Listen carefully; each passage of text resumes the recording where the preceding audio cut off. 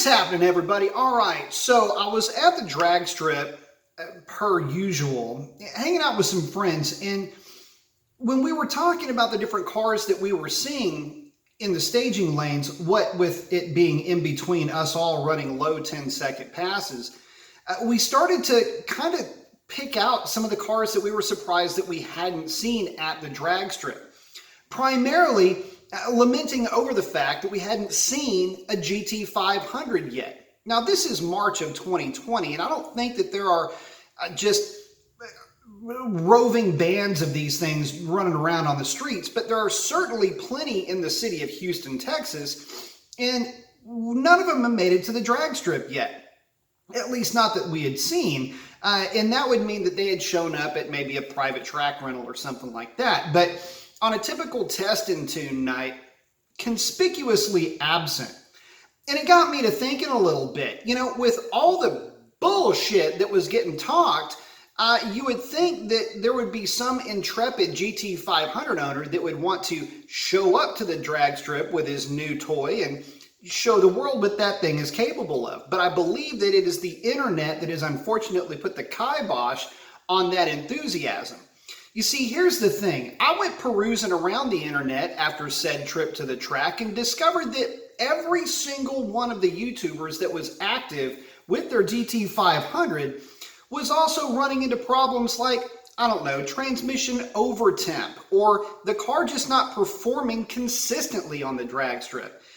Couple that with the fact that it is a little bit of a learning curve to launch a car with launch control that doesn't launch when you tell it to launch, and you wind up with a little bit of maybe an embarrassment factor going on there. I'm not sure. You know, we got bombarded with all of this nonsense about venom killing demons. I think that's adorable. So far, that venom really hasn't even made up as much as catnip for, you know, little kitties like the one sitting behind me. Now, I get it. You're going to say, oh, well, it's a new platform and they've got to catch up with it. Look, the new platform so far has served to only infuriate some new owners, what with the transmission over temp in bone stock form on bone stock tires. Now, granted, it's impressive when you can cut 10-second passes, but with as soft launch as these things are running with, you're making up for everything on the back half of the track.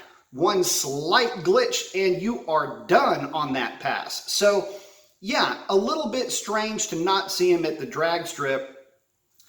I hope to see him there soon. You know, getting back to it's a new platform though, and guys are trying to get used to it, you would maybe also argue that it's a tuning thing. Well, there's nothing new about spark, fuel, boost, or any of those other things that are involved in tuning a car. And oh yeah, by the way, there's guys already out there with pulley versions of that thing that are actually managing to get the car down the drag strip in around 9.7, 9.8-ish, right in that range, which is adorable.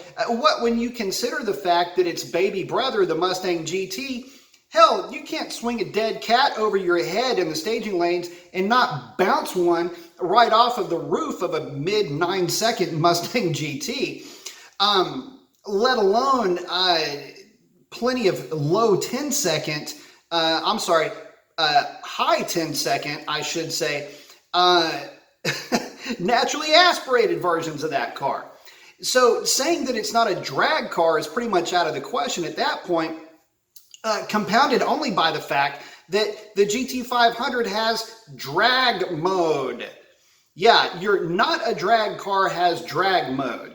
And your baby brother version is running at least as fast as the absolute best effort I've seen out of a GT500 on accident. We're talking daily drivable, repeatable, over and over and over again performance, not having to worry about limp mode or anything like that. Guys, nobody wants to have limp mode, right? But here's the other funny thing. So in kind of rattling around in my memory banks, I'm forced to remember that when the GT350 was released, I had seen a GT350 already after its release based on timeline. If you compare release date to see it at the drag strip, and again, I'm at the drag strip literally every weekend, compared to the GT500.